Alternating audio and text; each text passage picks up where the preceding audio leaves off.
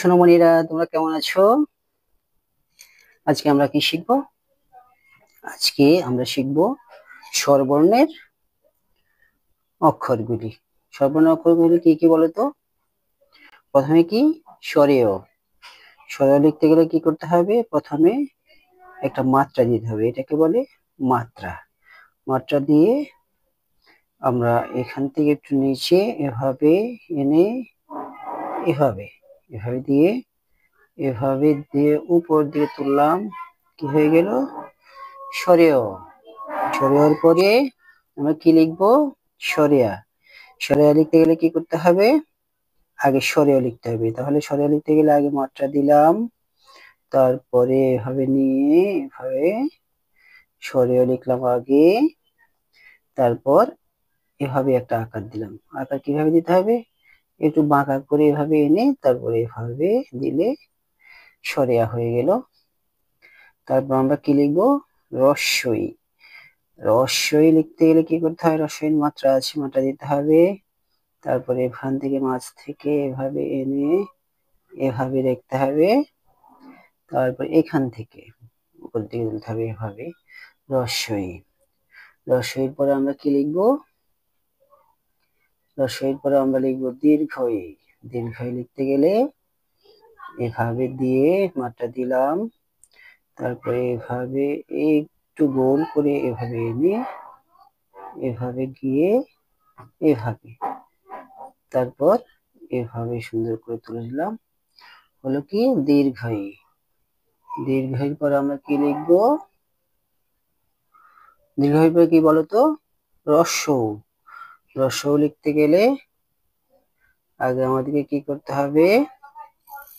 মাত্রা দিতে হবে। এখানে মাত্রা দিলাম, তারপরে এভাবে এনে একটু বাঁকা করে এভাবে তুলে এভাবে দিলাম, দিয়ে এভাবে উপর দিয়ে তুলতে হবে রস্য। রস্যর পর আমরা কি লিখবো? দীর্ঘ। দীর্ঘ লিখতে গেলে আগে রস্য লিখে ফেলতে হবে, ঠিক আছে? রস্য লিখতে গেলে লিখতে পারলে দীর্ঘ খুব সুন্দরভাবে লেখা যায়। এইভাবে আবার রস্যটা লিখলাম, তারপরে এখান দিয়ে জাস্ট একটা দাগ দিয়ে দিলাম, ঠিক আছে? দিয়ে এভাবে দীর্ঘ। দীর্ঘর পরে কি লিখবো আমরা? রি। রির কোনো মাত্রা নেই, রির মাত্রা নেই। এখন আমরা রি লিখতে গেলে মাত্রা ছাড়া আগে এভাবে দিব, দিয়ে এভাবে করে এভাবে টেনে দিব, টেনে দিয়ে এখান থেকে এই পর্যন্ত, পুরো নিচে নামবে না, ঠিক আছে? নিচে না নামে এভাবে দিয়ে দীর্ঘ রি লিখে ফেলবো। রির পরে কি লিখবো? এ। ভাবে এভাবে তুলে এভাবে এনে এভাবে দিলাম এ, ঠিক আছে? এরপরে কি লিখবো আমরা? ওই। ওই লিখতে গেলে আমাদেরকে আবার এ লিখতে হবে। এ লিখে এ লিখলাম, এরপরে এখান থেকে এভাবে উপর দিয়ে তুলে ফেলবো ওই। ওই পরে কি লিখবো আমরা? ও। ও লিখতে গেলে ঠিক এর মতো একটু দাগের একটু নিচ দিয়ে এভাবে দিয়ে মার্ক নিল, তারপরে ও। ওর পরে ও। ও লিখতে গেলে কি করতে হবে? ও লিখতে গেলে আবার ও লিখতে হবে।